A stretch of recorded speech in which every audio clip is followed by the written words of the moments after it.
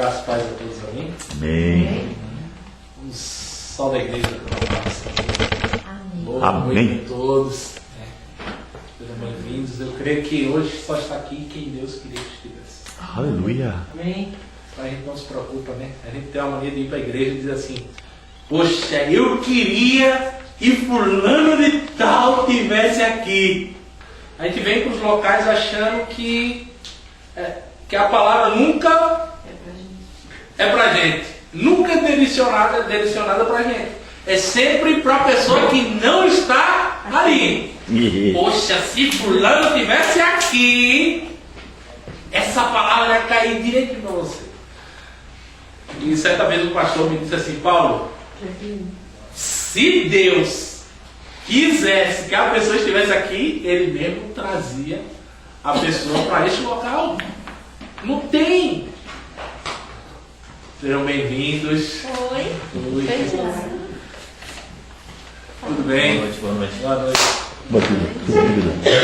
Então, eu queria que você hoje mudasse essa sua concepção, esse ponto de vista, essa coisa que você às vezes idealiza, esse psique que você coloca nas ideias, achando que a palavra ela nunca pode ser direcionada para você. É sempre para o outro. Entenda uma coisa, quando Deus quer alguma coisa, Ele não precisa de você para poder fazer ou usar alguém que Ele queira. Amém? Diga assim: todo local em que eu estiver e que Deus esteja falando, a palavra vai ser para mim. A palavra vai ser para mim. Amém? Amém. Então, hoje eu começo e eu queria que vocês abrissem a Bíblia em Romanos, capítulo 3, versículo 20 a 27. Romanos, capítulo 3, de 20 a 27. Capítulo 6. 3. 1, 2, 3.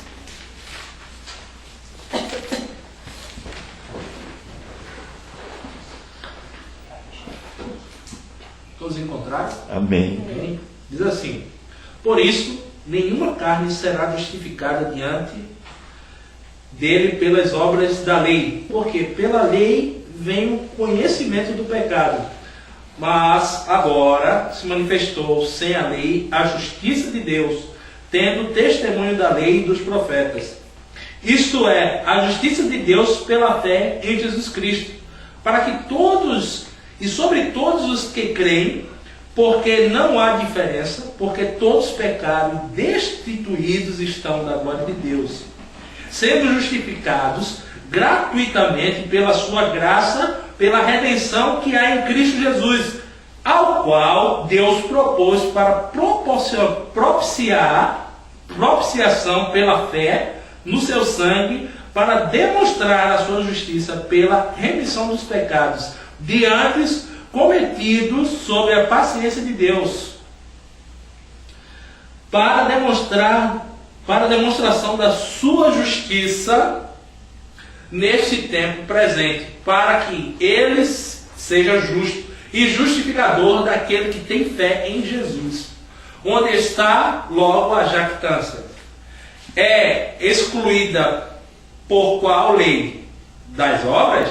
Não, mas pela lei da fé. Amém? Amém.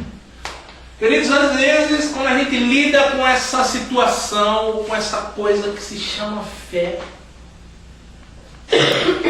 a gente não consegue muito mensurar ou idealizar, ou qualquer coisa que seja para a gente poder medir a fé. A gente sempre tem alguém assim: poxa, aquele irmão ora pra caramba, eu vou ali naquele irmão que ele tem uma fé melhor do que eu. Ou muitas vezes, a minha mãe tem mais fé do que eu, porque tudo que ela pede a Deus acontece. E aí a gente começa a mistificar a situação como se a fé fosse uma coisa arbitrária ou específica dada a uma pessoa só, exclusiva. Olha, vamos orar lá com o pastor Fred, porque o pastor, ele orou e curou. Amém. privar ou usar as pessoas de muleta. Não estou dizendo que eu faço apologia jamais a que alguém venha orar por você. Eu creio que existe homem de Deus e pessoas que são de Deus, que têm fé, também peço orar por mim. Mas o que eu estou falando aqui é nessa em que nós devemos brotar a nossa fé. O porquê é tão difícil você conjecturar essa fé em Deus. Uma das coisas mais comuns é que o mundo está hoje pregando em nossa mente. Eu gosto muito de ler jornal e tal. Meu programa favorito hoje, né, vou dizer até aqui na internet hoje, é Dr. House, né? Assisto pra caramba. É aquele, eu acho que não, o programa em si é muito bom, mas a forma, a maneira que colocaram ele ali, ele retrata bem as pessoas como estão hoje. Intolerância ao comportamento pessoal, mas extremamente hábeis em suas profissões. E totalmente desiludido com a vida. E ali é um programa que me mostra tanta verdade que eu fico assim, poxa, esse programa é muito legal. Eu assisto bastante. Se vocês nunca assistiram, assista. É um médico, né? Que ele é um gênio, né? E só chega para ele pacientes em que nem o médico resolveu. E aí ele está ali para descobrir a doença do paciente. Dr. House. Não estou fazendo propaganda não. Mas as pessoas, elas ultimamente têm encarnado tudo o que a televisão tem dito. Isso é verdade ou não? Ficar com medo de dizer? Isso é verdade ou não? Sim. Você quer que eu prove uma coisa a vocês? Big Brother. Vamos pensar? O programa mais famoso hoje da rede de televisão, hoje. Qual é a filosofia que aquele programa traz? Além da sensualidade, o que ela vai trazer? Punição às pessoas que estão próximas de você. Você vai para a rua, a entrevista assim, o que você acha do João? O João não presta, bota o miserável no paredão. Aquilo é um miserável, não sei o quê. E fulano de tal? Não, a fulano de tal, olha, é joia. A menininha, ela vai ganhar o programa. E o programa começa a incentivar as pessoas a entrarem na vida de outras pessoas. E o programa fica tão incutido na cabeça das pessoas que a gente chega em casa, as pessoas chegam em casa, nós chegamos em casa com toda essa filosofia na cabeça. Aí você se bate com a sua mãe e com o seu pai. É o que você diz? Eu não quero mais conversa com você. Por quê? Bota a mãe no paredão. Bota o tio. Vai ter um aniversário. Não convida ela não. Ela brigou comigo. Só não joga para fora da casa porque às vezes não tem opção. Mas você há de vir comigo, há de entender que filosofias estão entrando em nossa mente de uma coisa tão absurda. Tolerância zero. Tolerância zero sobre as pessoas. E aí, quando a gente vai construir essa certeza de Deus em nossas vidas, a gente não tem base. Porque as nossas crenças, elas são totalmente influenciadas por coisas que abalam literalmente Deus. Concorda comigo? Sim. Aí você talvez possa duvidar, mas pastor, você é meio pirado da cabeça. Muita gente me diz que eu sou meio doido. Até minha esposa diz assim, tem hora que eu fico pirado lá dentro da cabeça por coisas que eu fico pensando.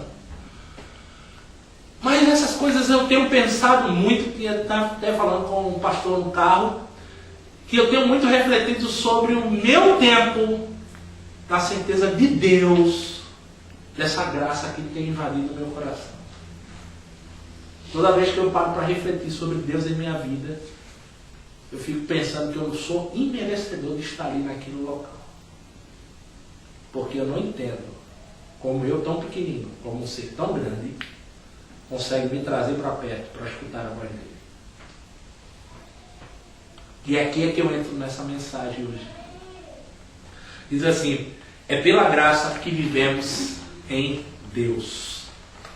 só pela graça que vivemos em Deus. Quando Paulo vai falar sobre os romanos, é muito comum que muita gente que não tenha muita experiência de pregar, ou às vezes tem experiências de pregar, ou de falar às pessoas, vai citar Romanos como se fosse uma carta qualquer. Mas Romanos é uma carta tão valiosa, porque se você pode prestar atenção, Paulo não está em Roma para poder escrever essa carta, e nem nunca foi. Paulo vai falar sobre conceitos de Roma, sobre a fé básica, as coisas básicas da fé. Então todo o contato de Paulo vai ser ao povo que não conhece ele.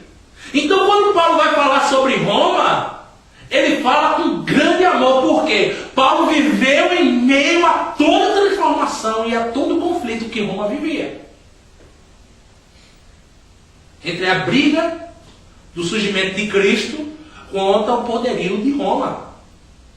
Paulo, é incrível, né? Paulo está ali, quando ele não está preso, Paulo diz que não tem tempo de ir às cidades.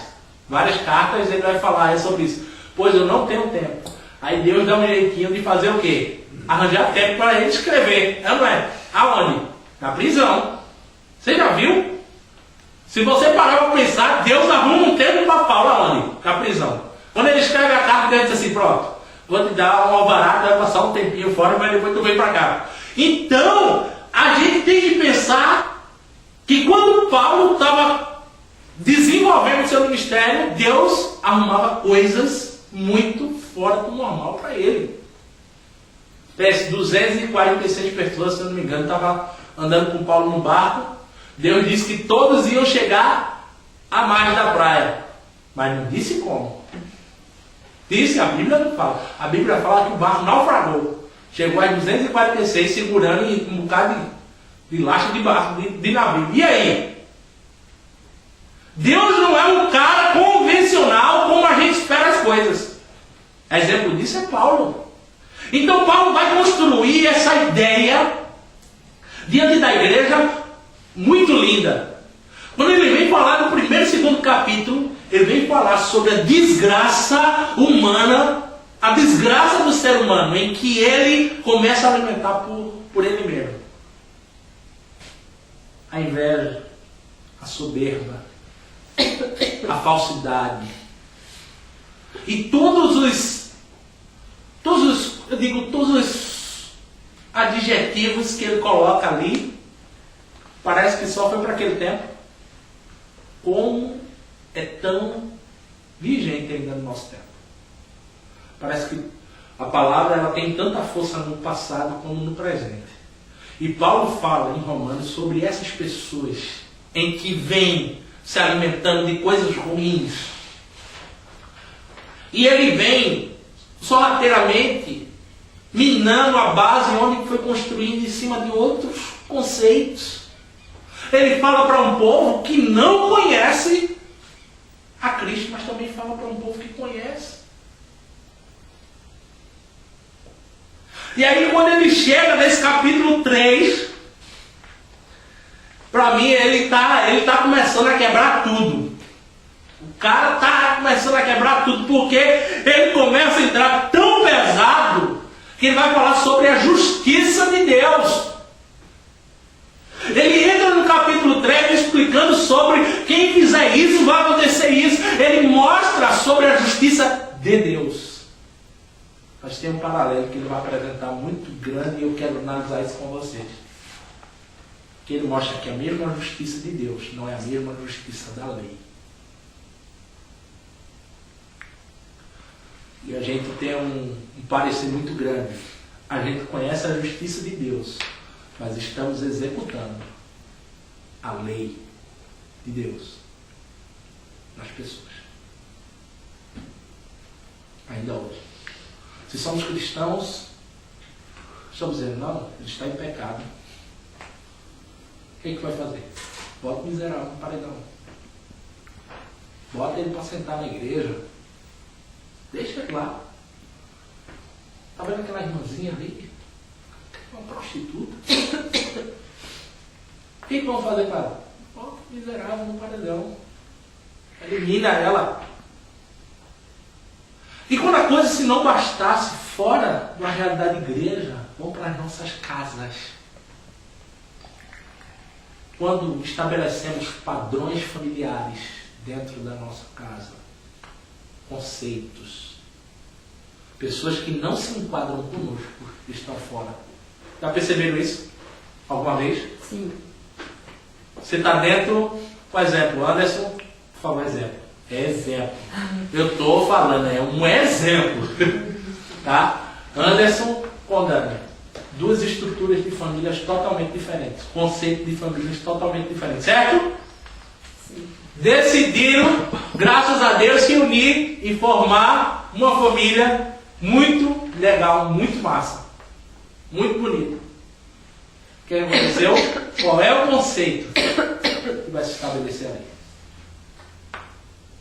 E aí começa a alegria de todo casal. Não começa? Porque a gente começa a querer implantar os conceitos que estavam na minha família e na família dela. Isso acontece com minha esposa. E a gente não se depara em que a gente tem que prevalecer a justiça de quem? Não. A gente cai na justiça de justificar que a minha criação é superior à sua. Eu estou lidando com coisas básicas. Não estou indo muito além daquilo que você pensa, não. Um exemplo disso, se o seu vizinho daí da frente, você vê muito ele antes. Qual o vizinho que você mais vê aqui? Meu sogro, minha sogra. Um exemplo, tá? Posso citar o senhor Aquilino. Com toda a franqueza, mas sem ferimento nenhum. Se o senhor Aquilino aqui um dia sair aqui na porta e ele rosnar para você e começar a sair baba aqui, começar a latir, você vai chamar quem? Você vai chamar a polícia, vai chamar o bombeiro, carrocinha, você vai chamar qualquer um. É ou não é?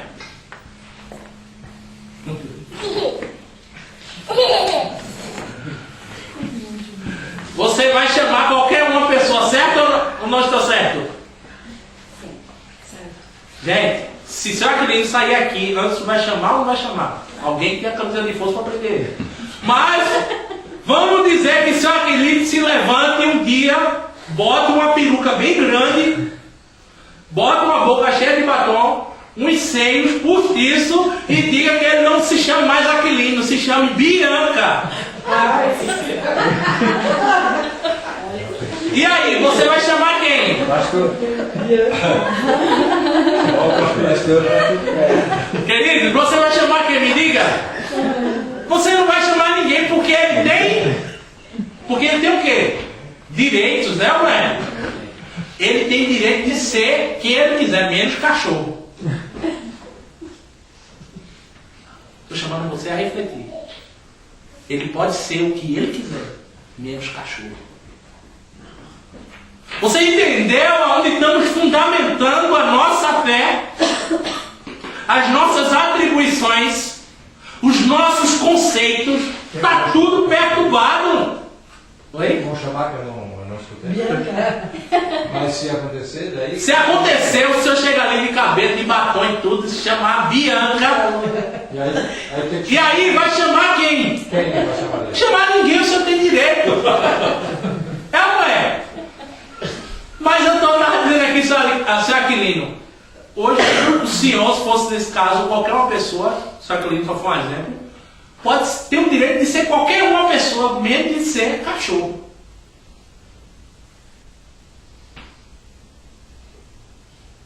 Valores invertidos, conceitos destruídos, fortalezas mentais arruinadas. Eu gosto muito de conversar com as pessoas, principalmente pessoas que me desafiam a pensar. E quando Paulo vem falar aqui coisas assim, principalmente nesse versículo 22, 23 e o 24, 20 e 21, aliás, desculpa. O versículo vem trazer uma ideia por trás de lei, uma coisa condenável. O tempo hoje, eu digo que há uma evolução. As pessoas estão dizendo que o ser humano está evoluindo. Quem não está? Quem tem ouvido isso muito constantemente? Quem vive na internet, querido. Você acha que o ser humano está evoluindo? Está evoluindo são as máquinas. Pessoas estão caindo em declínio. Porque a lei que estava sendo usada para a própria condenação está sendo usada hoje. E aí você me pergunta, Paulo, mas a lei não era de Deus? Não foi Deus que colocou? Concordo com você. Não estou dizendo jamais ao ponto que você deva deixar de cumprir, não. Mas tem um conceito na lei. A lei sem a graça, ela é o quê? Ela é punição. A lei sem graça, sem a graça, ela não te traz esperança. Por quê? Vamos lembrar o que era o pentateuco que dizia: você matou, morre. Você roubou, mortal. Se o olho te faz pecar, se adulterou,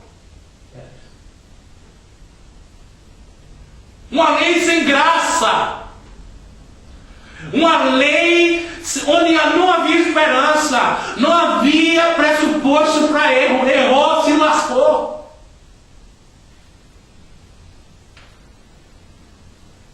A gente parte para coisas pessoais. Minha mulher, quando eu erro com ela, os conceitos do mundo, se não der certo, se apara. É ou não é?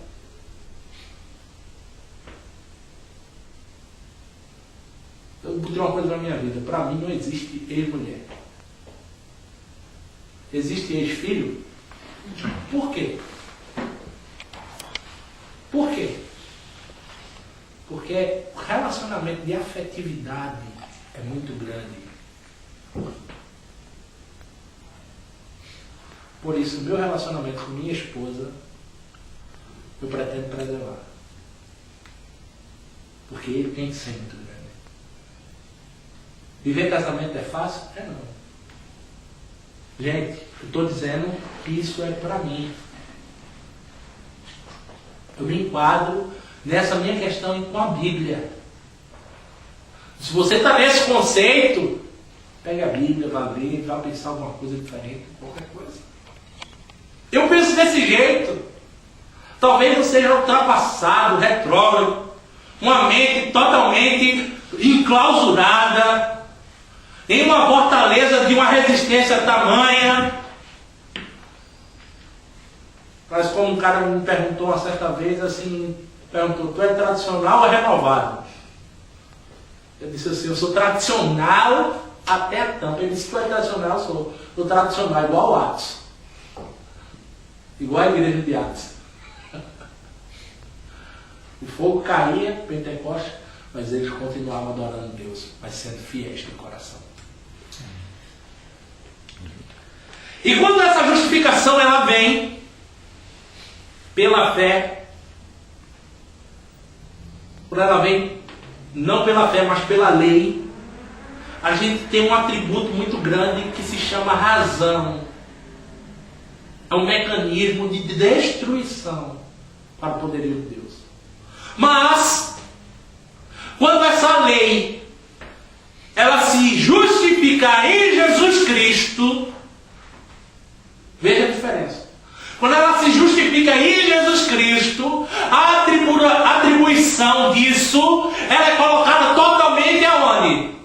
Na cruz. A sua condenação passa a ter uma cruz na frente do seu acusador. Se chama justificação. Se eu perguntar uma coisa aqui, não levante a mão, pelo amor de Deus. Você já fez alguma coisa de errado? Talvez você nunca contou a ninguém. Porque depois de muito tempo você contou.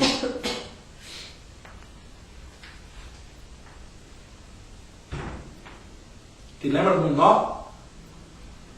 Não sei se você já quem nadou em rio ou em mar aberto, eu já quase me afoguei uma vez, mas eu gosto de nadar. Faltou força, tive cãibra.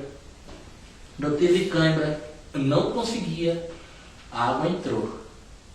Parecia que estava entrando, era cimento na minha garganta. Travou. E parece que é isso que acontece conosco.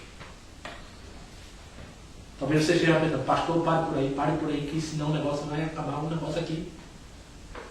Querido, eu não estou aqui para expor aquilo que você deixou de falar, ou que falou, não. Estou trazendo aquilo que está me matando. Você precisa dizer para as coisas que estão matando para você, olha, eu tenho um Deus que justificou o meu erro. Eu tenho um Deus que justificou e é por isso que eu tenho fé nele. A nossa esperança hoje de estarmos aqui não é por amizade, não. Gente, tem isso aqui. Essa ideia que a igreja gospel trouxe isso para os últimos dias. A igreja virou um clube. Eu vou para ali porque fulaninho vai estar lá. Aquela menininha, aquele camarada amigo meu ali perto vai estar lá. Acabou o culto, vamos embora. Ele diz, é melhor que você nem vá. Quando a gente identifica que a cruz ela serviu para a transformação da minha vida, para que o nó da minha garganta pudesse sair, eu pudesse vomitar tudo aquilo que estava trancado, eu começo a exercitar a fé de acreditar que a minha vida tem jeito.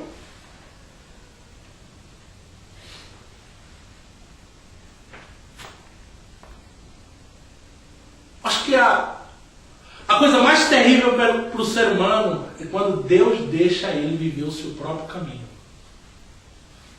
Já dizia Spurgeon, a pior maldição que o homem tem é quando Deus deixa viver ele o seu próprio caminho. Você já se imaginou ser Deus?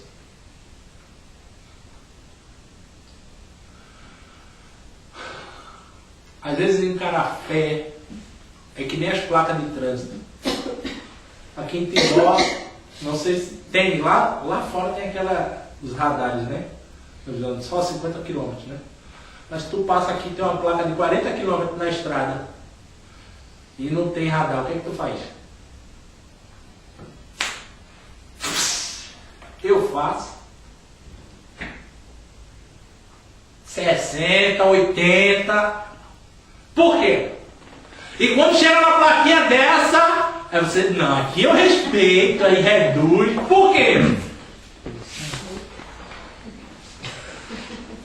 Feriu aquilo que você mais ama. Ou talvez, não, seu bolso. Concorda comigo? A diferença é que uma tem autoridade e a outra não tem. A autoridade que uma não tem, você não quer nem saber. É como se ali não existisse trânsito nenhum. Mas existe lei para ali? Se o guarda parar com a pistola ali em cima, reduz ou não reduz? Reduz. Mas quando tem aquela placa ali, você pensa logo o quê? Vai chegar uma cartinha muito alegre para o governo.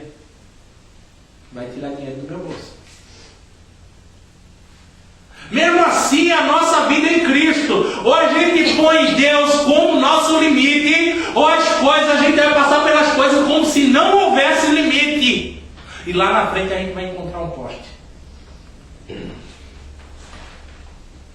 Infelizmente. Hoje eu postei uma coisa, estava falando com o pastor Rosário, pastor Fred, que uma menina muito bonita, aos 14 anos, era modelo lá em Floripa. Facebook, leu? E ali eu disse, oxi, negócio de pornografia, mas quem me enviou não era uma pessoa assim, eu disse, oxi, eu vou ler. Quando eu comecei a ler, não tinha nada a ver. Mostrou Oktoberfest.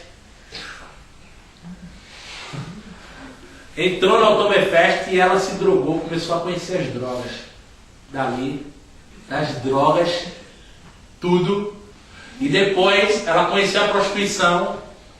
Aos 17 anos ela descobriu que tinha AIDS. Aos 19 ela escreveu aquele relato, se eu não me engano. 14 dias depois ela faleceu.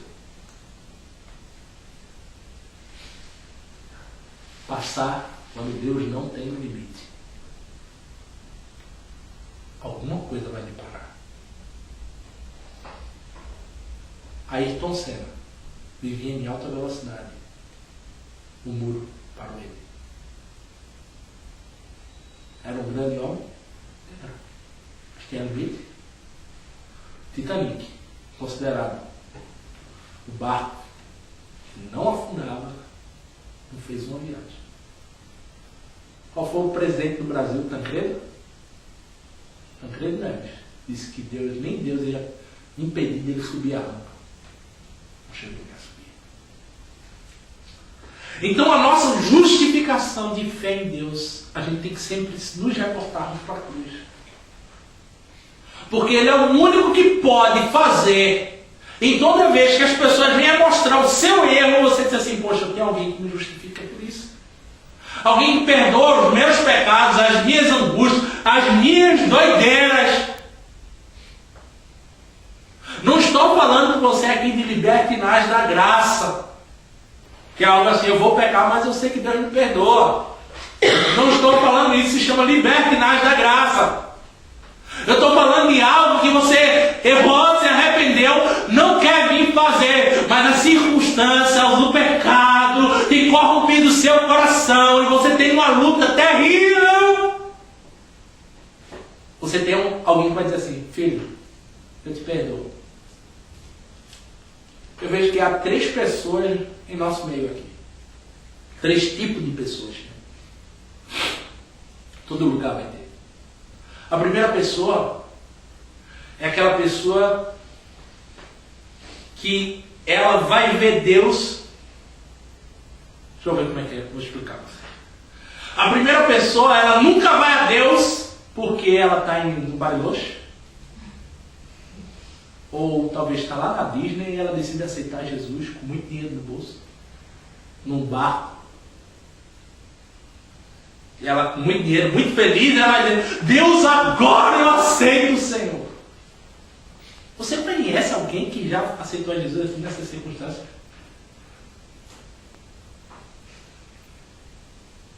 Mas há um grupo em nosso meio, em que faz parte desse grupo, e quase morrendo, no sufoco, já arranhando as paredes para sair do buraco, que não aguenta, está se sentindo sufocado, enquanto aquela luz lá no fundo, Jesus.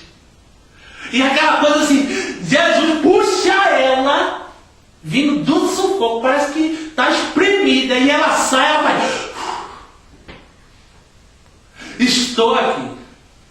Eu creio que em nosso meio há pessoas saindo desse fogo.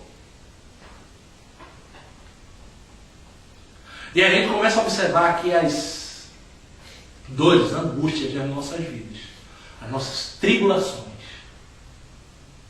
as nossas fases de agruras, de dores.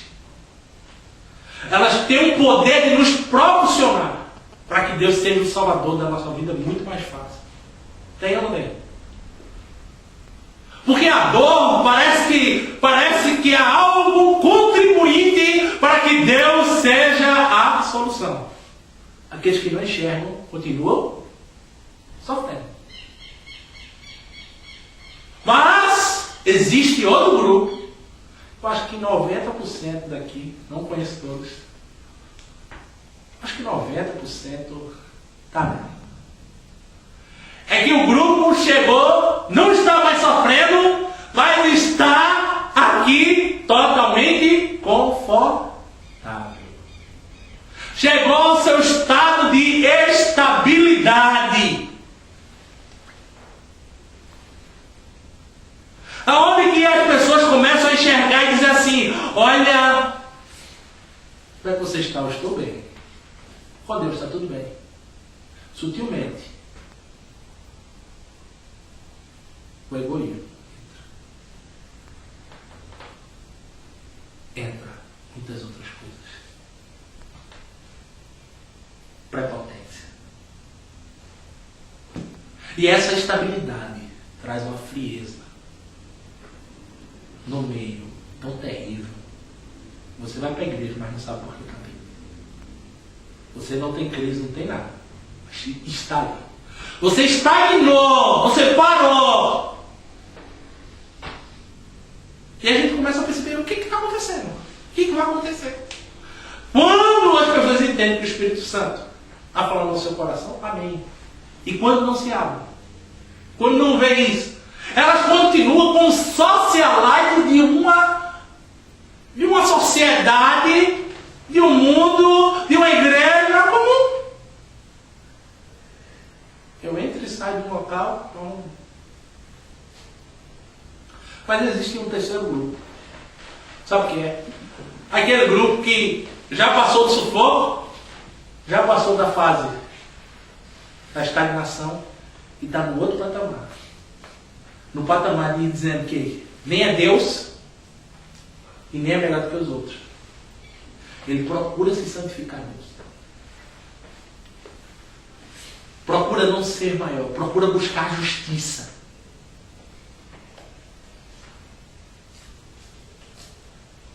Esse grupo, eu fico pensando assim, Deus, olha, eu não procuro perfeição não, mas me ajuda a estar nesse grupo. Porque é difícil. Queridos, o mundo só me chama para coisa que... Mas uma coisa que arremata esse grupo para perto de Cristo é a fé. É a crença. Você tem uma fé que vai remover montanhas. Amém? Amém. Talvez a montanha que você esteja para remover não são seus obstáculos físicos, mas sejam os seus obstáculos emocionais. Esses são os mais difíceis. Porque transpor uma montanha, isso é muito fácil. Talvez esperar ela sair de um lugar para o outro. Desculpe, querido. Talvez seja muito fácil também. Mas transpor uma montanha que está aqui, fechada, se encontra clausurada e sem Deus.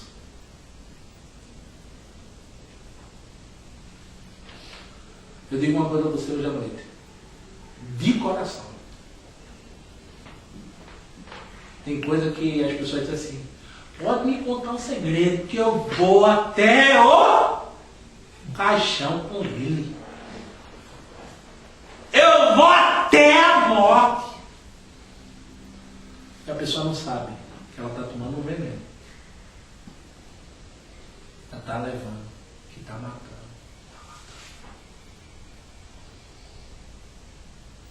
Mude a sua história.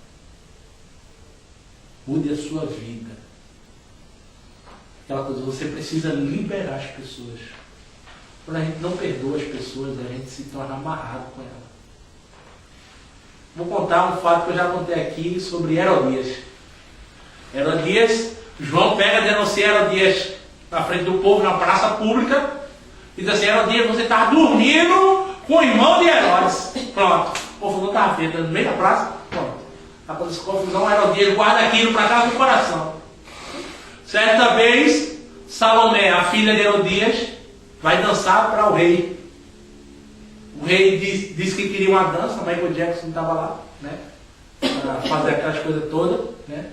E Salomé foi lá, andou para trás, fez o moonwalk e tudo lá, dançou com umas coisas doidas. O que aconteceu? O rei disse, gostei da tua dança. Já estava chapado um pouco. Pode pedir até metade do reino que eu te dou. Pronto. O que a mulher pensou? Ganhei.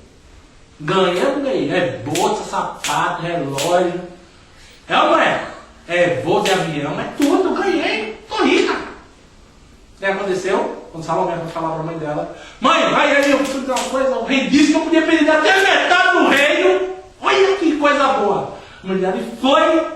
Mas não quero metade do reino, não. O que você quer, mãe? Eu quero a cabeça do João. A Salomé, não tem escrito não no texto não, mas Salomé deve ter pensado, o que é que eu vou fazer com a cabeça do João? Quando a amargura, ela se instala no coração. você tem uma grande probabilidade de perder as grandes coisas de Deus para a sua vida. Porque quando instalou a amargura, você só pensa naquilo. E aquilo o tempo todo. E chega a corroer o seu coração de uma maneira tal. Você não consegue mais viver. Eu testemunhei, para encerrar, nem consegui ir na metade da mensagem, mas Deus direcionou para outra coisa. Eu tive o prazer de ver essa cena em que um pai de família, né, teve 8 filhos e ele morava na frente da casa da ex-mulher, não vivia com ninguém, mas o cara era tão ruim, batia na ex-mulher e tudo, os filhos ficaram indignados.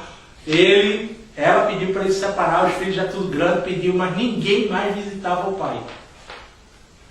1 ou 2 iam lá de vez em quando. Ele, perto da sua vida, né? As mãos dele já estavam atrofiadas. E aí, perto da sua vida, e eu não sei o que eu tenho com essas coisas, sabe? O pessoal parece que acho que me chama de missão impossível. Me chama só para esses negócios. Aí, o marido de uma das filhas dele disse assim: Paulo, vamos lá tocar violão pro velho? Agora tu tem que estar preparado, porque é provável que ele tenha uma arma lá. Eu disse: não tem preocupação, se eu morrer eu vou pra glória. Eu disse logo a ele. Aí disse: vamos lá. Hoje é aniversário dele e eu já tinha um contato com os filhos e já tinha ministrado a palavra sobre perdão com eles, né? E eles me ligavam, falavam muito. Quando chegou o tempo do aniversário dele, nós fomos lá, com o violão. Quando todos os filhos e a ex-mulher entraram na casa dele, a casa dele é horrível. Horrível. Você não tem noção. Só um morando. Ele abriu casa arrumada com um morando. É um troço meio estranho. Né? E aí quando a gente começou a cantar ali naquele local, os filhos me disseram que nunca viram o pai dele chorar. Naquele momento o velho chorou de soluçar. Você sabe o que é que... Quando a gente terminou de cantar ali, todos os filhos choravam. Todos. E ele começou de um por um. Queria pedir perdão por causa disso. Uma semana depois ele faleceu.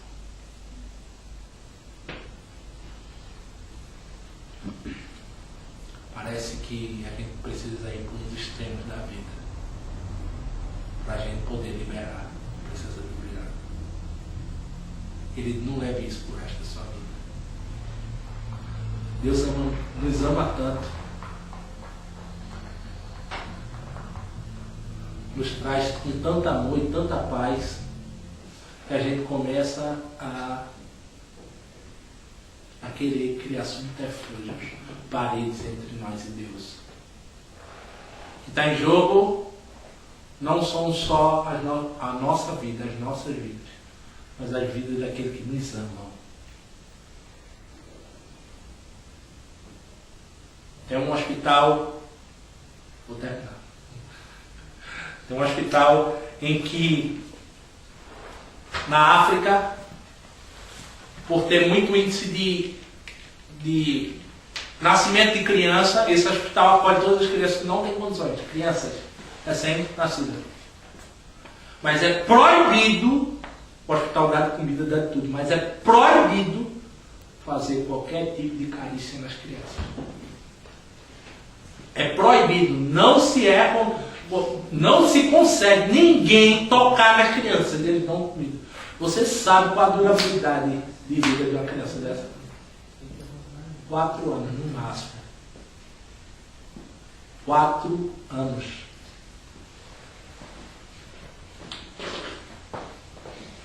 Chegou.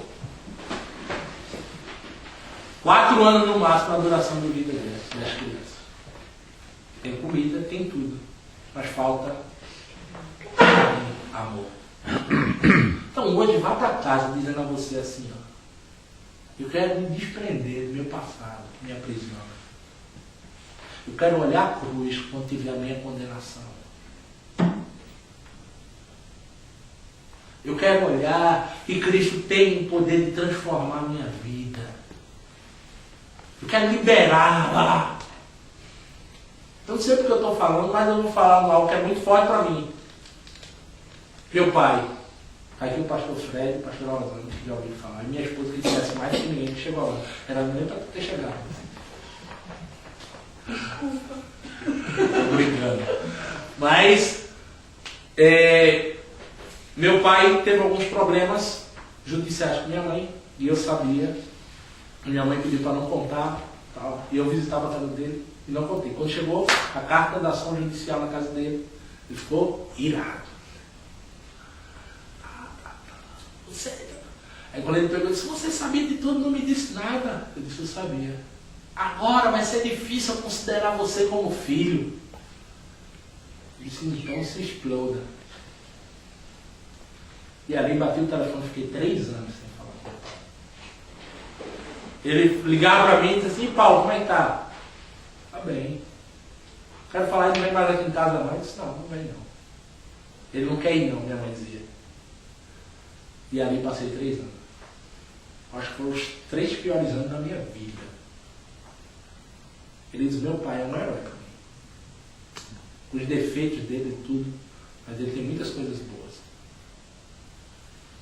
3 anos piores. Mas chegou um tempo que eu disse assim, pai, eu quero falar com você. Eu queria te pedir perdão pela minha grosseria. E abri ali.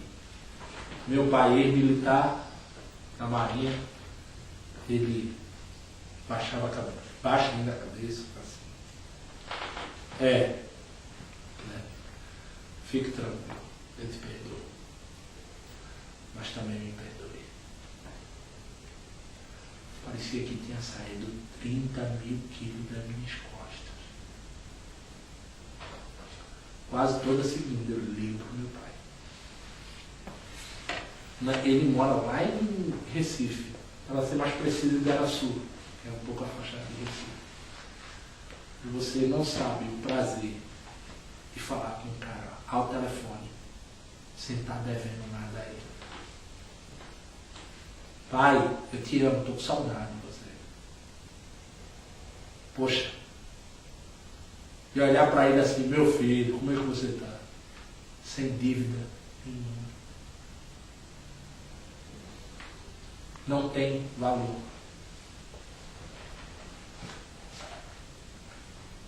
Posso contar mais uma só em ferro? Tem um certo jovem na nossa igreja que chegou lá que também não falava com a mãe dele. E o bicho só cachaçada. Só doideira mesmo. Doideira. O cara era doido. E foi para a igreja se consertando no Senhor. E aí, vamos aí, quando a palavra, a gente prega a palavra fala o que com a gente? Só cacetada na cabeça, rapaz. Porque ou a gente se conserta com a palavra, ou o mundo vai dar jeito na gente de qualquer outra forma diferente. E aí a palavra foi entrando. O evangelho é que nem um vírus, não é? É que nem um vírus. Pega um, daqui a pouco pega outro, daqui a pouco pega outro, daqui a pouco está todo mundo e você, olha que vírus, né? Mas o evangelho é que nem um vírus. E o evangelho entrou no coração desse garoto. E numa vigília, o pastor Fred estava lá. Só ficou ele e o Muri. E ali foi ministrada a palavra, perdão para ele.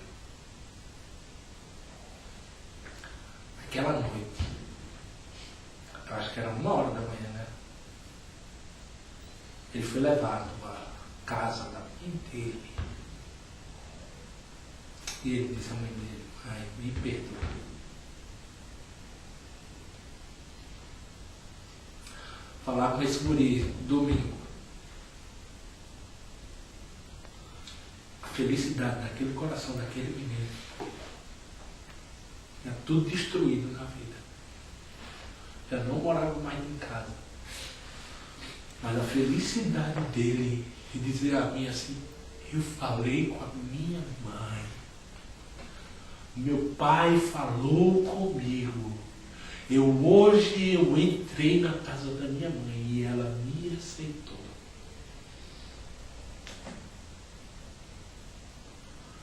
Está pensando nisso hoje? A cruz é o porto seguro seu. Não leve coisas que vão destruir você pro resto da vida.